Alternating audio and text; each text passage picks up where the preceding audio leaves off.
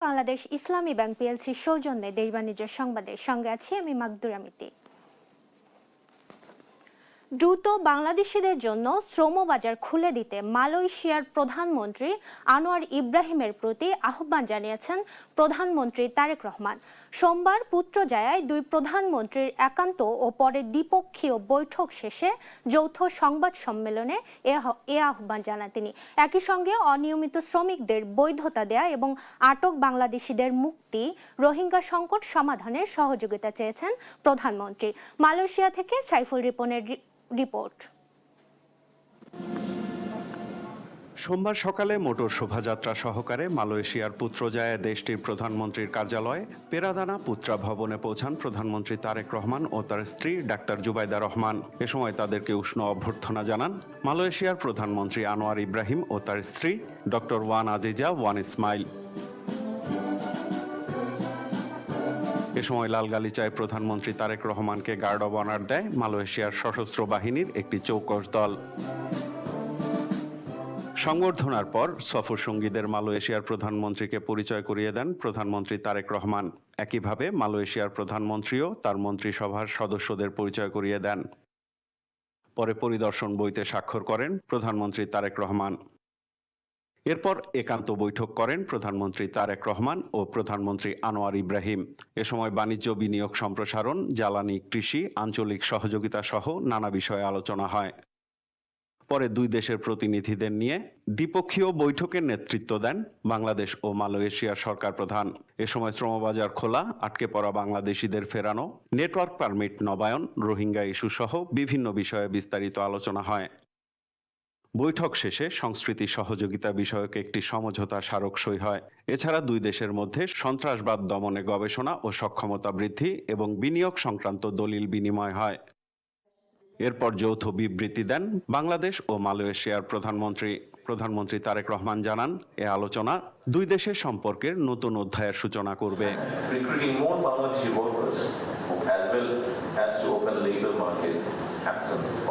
মালয়েশিয়ার প্রধানমন্ত্রী জানান, দুই দেশের অর্থনৈতিক সম্পর্ক ও আঞ্চলিক সহযোগিতা আরও জোরদার করা হবে। পরে স্থানীয় সময় দুপুরে পুত্রজায়ায় প্রধানমন্ত্রী আনোয়ার ইব্রাহিমের বাসভবনে মধ্যাহ্নভোজে অংশ নেন প্রধানমন্ত্রী তারেক রহমান ও তার স্ত্রী ডাক্তার জুবাইদা রহমান। এদিন মালয়েশিয়ার রাজা সুলতান ইব্রাহিম সুলতান ইস্কান্দারের সঙ্গেও সাক্ষাৎ করেন প্রধানমন্ত্রী তারেক রহমান। মালয়েশিয়া সফরে এসে দেশটির সরকারের উষ্ণ অভ্যর্থনায় সিক্ত হলেন প্রধানমন্ত্রী তারেক রহমান। দীর্ঘদিন বন্ধ থাকা শ্রমবাজার খুলে দেয়া সহ দেশের অর্থনৈতিক পুনর্গঠনে এই সফর গুরুত্বপূর্ণ ভূমিকা রাখবে, এমনটি মনে করছেন সংশ্লিষ্টরা। সাইফুল রিপন, দেশ টিভি, পুত্রজায়া, মালয়েশিয়া। আগামী ৩ বছরের মধ্যে অর্থনীতি ঘুরে দাঁড়াবে বলে আশা প্রকাশ করেছেন অর্থমন্ত্রী আমির খসরু মাহমুদ চৌধুরী। সোমবার দুপুরে রাজধানীর এশিয়া প্যাসিফিক ইউনিভার্সিটিতে সিজিএস আয়োজিত আলোচনা সভায় কথা বলেন তিনি। বলেন, দেশের সব প্রেক্ষাপট চিন্তা করেই বাজেট প্রস্তাব করা হয়েছে। প্রস্তাবিত 2026-27 অর্থ বছরের বাজেট নিয়ে আলোচনার আয়োজন করে গবেষণা নীতি প্রতিষ্ঠান centre for governance studies CGS. এতে বাজেট প্রণয়নে সম্পদের সুষম ব্যবহার নিশ্চিত ও ব্যবস্থাপনার অপচয় কমাতে কার্যকর প্রাতিষ্ঠানিক সংস্কারে নানা দিক তুলে ধরে সিজিএস। সে অর্থায়ন করার জন্যই ব্যবসায়ী নেতারা বলেন, বেসরকারি খাতে বিনিয়োগ কমায় বাণিজ্য ঘাটতি বেড়েছে। এমন পরিস্থিতিতে বাজেটে 6.5% জিডিপি প্রবৃদ্ধির লক্ষ্যমাত্রা নিয়ে প্রশ্ন তোলেন তারা। is the recognition of the challenges faced by the business community. এনার্জির সাথে সাথে স্কিল ডেভেলপমেন্ট, ফিনান্সিয়াল যে ইন দ্য মানে ফিনান্সিয়াল সেক্টরে যে discipline, that will be very important. আর ভঙ্গুর অর্থনীতি টেনে তুলতে সমস্যা চিহ্নিত করা তাগিদ দেন অর্থনীতিবিদ ও নীতি নির্ধারকরা। কর্মসংস্থান ও বিনিয়োগ বাড়ানোর পরামর্শ দেন তারা। বাজেটটি হচ্ছে একটি দীর্ঘমেয়াদী 5 বছরের এক ধরনের পরিকল্পনা, 5 বছরের এক ধরনের পথযাত্রার প্রথম ধাপ। একে আরো একটু স্মুথ করা এবং মানে ব্যক্তির জন্য খরচটা কমানো যায় কিনা। বাজেটে প্রাক্কলন করা যে 6.5% গ্রোথ, জিডিপি গ্রোথ, এখানে অর্থনীতিবিদেরা অনেকে আছে। বর্তমানে যেভাবে ইকোনমি চলতেছে, এটা আমার নজর ইট ইজ ইম্পসিবল। বৈদেশিক সাহায্য কমছে, তখন আমরা বেশি বেশি বৈদেশিক সাহায্য আনার চেষ্টা করছে, তাহলে কি শর্তগুলো আরো কঠিন হবে। অর্থমন্ত্রী আমির খসরু মাহমুদ চৌধুরী বলেন, সার্বিক পরিস্থিতি বিবেচনা নিয়েই বাজেট প্রস্তাব করা হয়েছে। অর্থনৈতিক গণতন্ত্রায়নকে প্রাধান্য দিয়ে সরকার নতুন অর্থনৈতিক মডেলের দিকে যাচ্ছে বলে জানান তিনি। সেটা হচ্ছে democratisation of the economy, the very slogan. Democratisation of the economy, শুধু রাজনীতিকে ডেমোক্রেটাইজেশন করলে এটা সুফল পাওয়া যাবে না। অর্থনীতি ঘুরে দাঁড়াতে 3 বছর সময় লাগবে উল্লেখ করে অর্থমন্ত্রী বলেন, চতুর্থ পঞ্চম বছরে সমৃদ্ধ বাংলাদেশ দেখা যাবে। দুর্নীতি কমাতে ডিজিটালাইজেশনের দিকেও যাচ্ছে সরকার। মানুষের এখন তারা চায় একটা রিয়েল মুক্ত জীবন যাপন করতে, তাদের অপশনস গুলো তাদের কাছে ওপেন রাখতে হবে, তারা বাধাগ্রস্ত যাতে না হয় ডেইলি জীবনে, সবকিছু মিলিয়ে। অর্থনীতির স্থিতিশীলতা ও টেকসই প্রবৃদ্ধি নিশ্চিতে রাজস্ব নীতি ও মুদ্রানীতির মধ্যে কার্যকর সমন্বয় অপরিহার্য বলেও মত দেন আলোচকরা। শাহিনুল ইসলাম সাগর, দেশ টিভি, ঢাকা। প্রস্তাবিত বাজেটে তামাকজাত পণ্যের যে মূল্য ধরা হয়েছে তা বাস্তবায়ন হলে সরকার প্রায় 4,000 কোটি টাকার রাজস্ব হারাবে, এমনটি জানিয়েছে গবেষণা সংস্থা পিপিআরসি। সোমবার সংস্থাটির সংবাদ সম্মেলনে উঠে আসে এমন তথ্য। নির্বাহী চেয়ারম্যান হোসেন জিল্লুর রহমান বলেন, ই সিগারেটকে প্রশ্রয় দেওয়া হলে তা তরুণ সমাজের জন্য মারাত্মক সংকট তৈরি করবে। এ ব্যাপারে সরকারের জোরালো নজরদারি ও সংস্কারের আহ্বান জানান তিনি। তামাকজাত পণ্যের উপর কর ও নীতি সংস্কার নিয়ে জাতীয় প্রেস ক্লাবে বাজেট পরবর্তী সংবাদ সম্মেলন করে power and participation research centre PPRC. উপস্থাপনায় উঠে আসে প্রস্তাবিত বাজেটের নানা দিক। বক্তারা বলেন, ধোঁয়াবিহীন তামাককে বিধিনিষেধের মধ্যে আনতে হবে। 12 টাকার মধ্যে সরকার তো 83% এডিশন ট্যাক্স পাবে, বাকি 17% তো টোবা কোম্পানি পাবে। টোবা কোম্পানি কিন্তু 2.03 টাকা এডিশনাল পাইল, ওদের লাভ। এই টাকাটা যদি আমি স্পেসিফিক ট্যাক্স দিয়ে দিতাম, সরকারের কোষাগারে চলে আসতো। স্মোকিং টোবাকোকে আপনার যতটুকু প্রায়োরিটাইজ করা উচিত, স্মোকলেস টোবাকোকেও কিন্তু আপনার ততটুকুই প্রায়োরিটাইজ করা উচিত। দুঃখের সাথে আমরা কি দেখলাম, বিগত কয়েক বছর যাবত স্মোকলেস টোবাকোর যে দাম, সেটা ইনফ্লেশন অ্যাডজাস্ট হয়ে যতটুকু হওয়ার কথা ছিল সেটা কিন্তু আমরা দেখিনি। পিপিআরসির নির্বাহী চেয়ারম্যান বলেন, তামাক নিয়ে সরকারের যে চিন্তা ভাবনা তার সঙ্গে বাজার পরিস্থিতির বাস্তবতা ভিন্ন। সরকারের পজিটিভ চিন্তা ভাবনার সাথে অ্যাকচুয়াল স্টেপসের একটা গড়মিল দেখতে পাচ্ছি। সেখানে সামঞ্জস্যটা নিয়ে আসাটা খুব জরুরি। আমরা আবারও রিপিট করছি, ই সিগারেটের বিষয়টাকে অবশ্যই পিছু হটার যে বাস্তবতা আমরা দেখছি, সেখান থেকে আমাদের মুক্ত হওয়া দরকার। আমাদের বিশেষ করে এই যে ডেসিমালের চক্কর থেকে এই প্রাইসটা আবার রেশনালাইজ করা দরকার। এই যে 60 থেকে 62, এটা অ্যাকচুয়ালি মিনিংলেস। দেশের ট্যাক্স কাঠামো জটিল উল্লেখ করে সংবাদ সম্মেলনে জানানো হয়, ই সিগারেটের বিষয়ে সরকারের জোরালো নজরদারির পাশাপাশি দ্রুত কিউআর কোড বাস্তবায়ন করতে হবে। মাকদুরা মিতি, দেশ টিভি, ঢাকা। পরিকল্পনা প্রতিমন্ত্রী জোনায়েদ সাকি বলেছেন, সবার জন্য নির্ভুল ও অবাধ তথ্য প্রবাহ নিশ্চিত করতে চায় সরকার। অতীতে বিবিএস এর তথ্য উপাত্ত নিয়ে যে অনাস্থা তৈরি হয়েছিল তা কাটিয়ে উঠতে উদ্যোগ নেওয়া হয়েছে বলেও জানান তিনি। সোমবার রাজধানীর আগারগাঁওয়ে পরিকল্পনা মন্ত্রণালয়ের এনইসি সম্মেলন কক্ষে বাংলাদেশ পরিসংখ্যান ব্যুরো বিবিএস আয়োজিত এক কর্মশালায় এসব কথা বলেন তিনি। কর্মশালায় মাইক্রোডাটা অ্যানালাইসিস ল্যাব সম্পর্কে অবহিত করেন প্রকল্প সংশ্লিষ্টরা। এ সময় পরিকল্পনা প্রতিমন্ত্রী বলেন, এই ল্যাব গবেষণা ও নীতি বিশ্লেষণের জন্য নতুন সুযোগ সৃষ্টি করবে।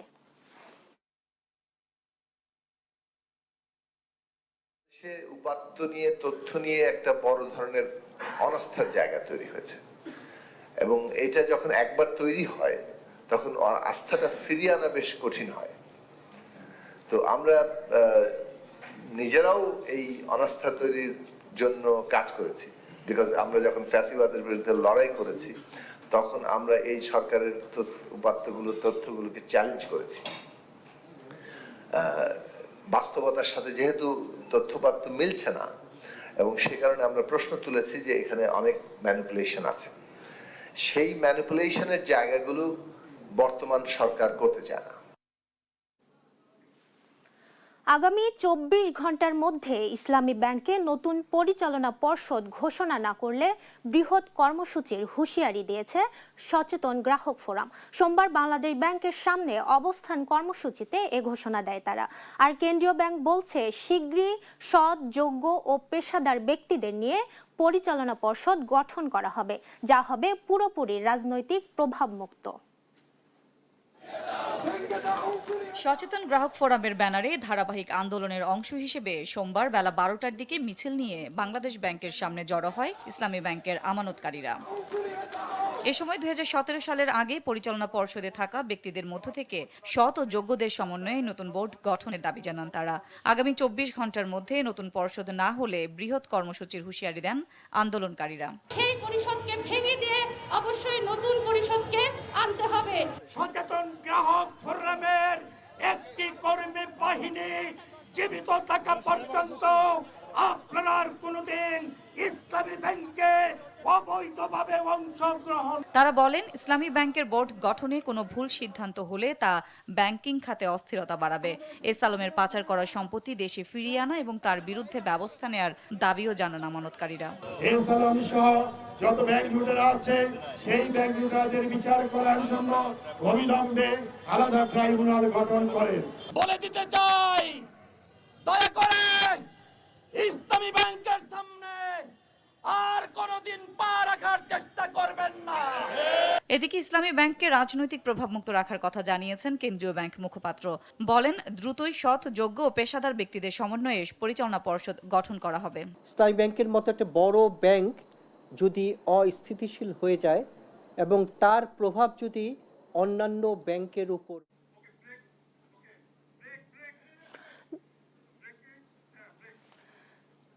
11 মাসে 3,60,642 কোটি টাকা রাজস্ব আদায় করেছে জাতীয় রাজস্ব বোর্ড এনবিআর, যা এই সময়ের মধ্যে দেশের ইতিহাসে সর্বোচ্চ। তবে রাজস্ব আদায়ে 10% বেশি প্রবৃদ্ধি হলেও নির্ধারিত লক্ষ্যমাত্রার তুলনায় ঘাটতি 81,442 কোটি টাকা। চলতি অর্থবছর শেষে রাজস্ব আদায়ের ঘাটতি 88,000 কোটি টাকা হতে পারে বলে মনে করছে এনবিআর। নতুন অর্থবছরের বাজেটেও রাজস্ব আদায়ের কাঙ্ক্ষিত লক্ষ্যমাত্রা অর্জন কঠিন হবে বলে মত বিশ্লেষকদের। আরাফাত ইসলামের রিপোর্ট।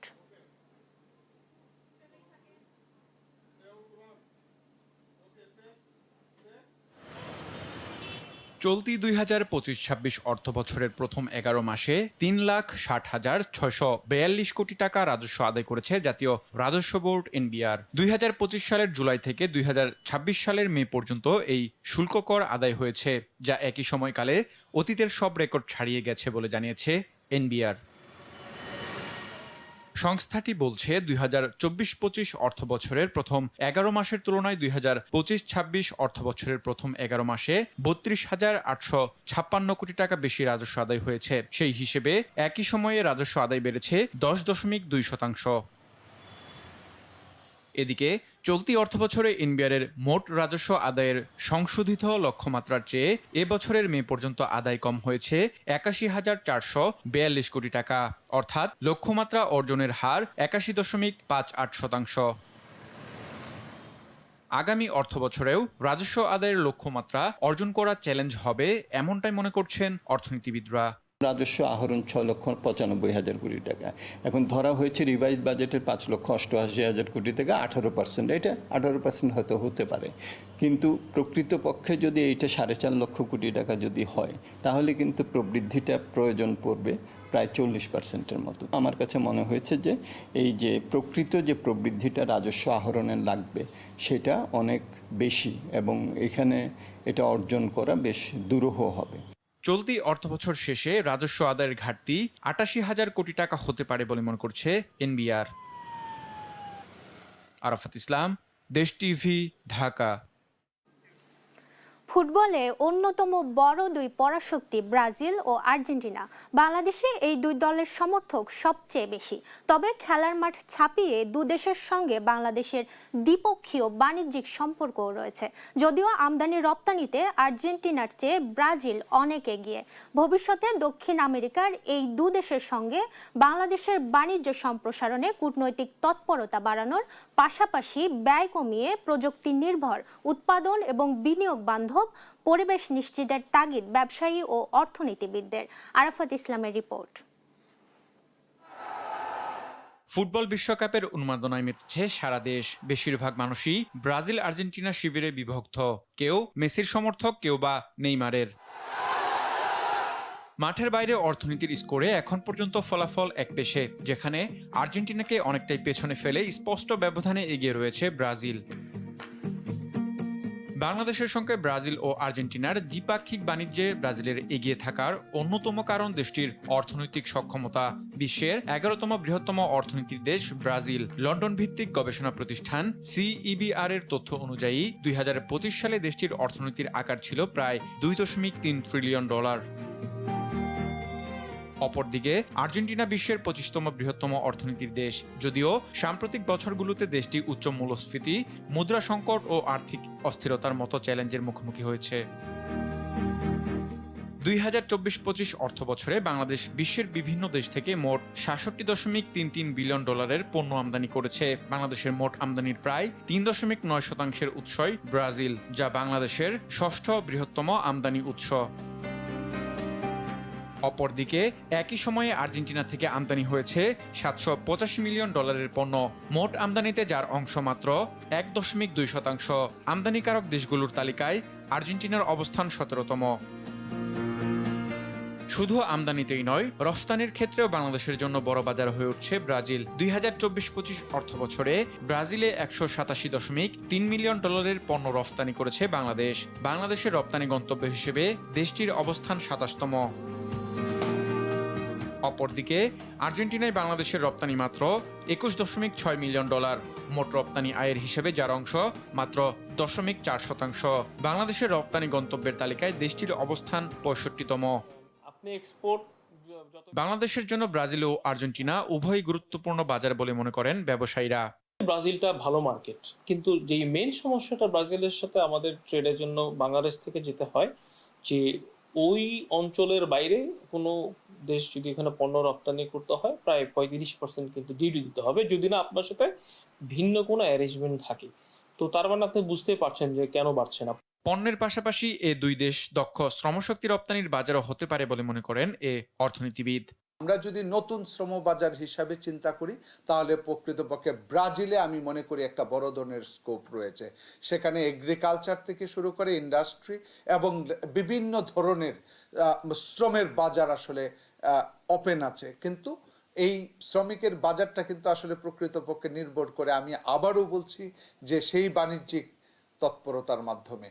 ভবিষ্যতে ব্রাজিল ও আর্জেন্টিনার সঙ্গে আরও বাণিজ্য সম্প্রসারণে কূটনৈতিক ও বাণিজ্য সম্পর্ক জোরদারের পরামর্শ দেন তারা। আরাফাত ইসলাম, দেশ টিভি, ঢাকা। টানা 2 দফা কমার পর আবারও দেশের বাজারে স্বর্ণের দাম বাড়িয়েছে বাংলাদেশ জুয়েলার্স অ্যাসোসিয়েশন বাজুস। ভরিতে 4,432 টাকা বাড়িয়ে 22 ক্যারেটের প্রতি ভরি স্বর্ণের দাম নির্ধারণ করা হয়েছে 2,30,772 টাকা। সোমবার সকাল 10টা থেকে নতুন এ দাম কার্যকর হয়েছে। বাজুস জানিয়েছে, স্থানীয় বাজারে পিওর গোল্ডের দাম বৃদ্ধির কারণেই এর সমন্বয় করা হয়েছে। তবে রূপার দাম অপরিবর্তিত রয়েছে। চলতি বছরে এখন পর্যন্ত স্বর্ণের দাম সমন্বয় করা হয়েছে 79 বার, যার মধ্যে 40 বার বেড়েছে এবং 38 বার কমেছে।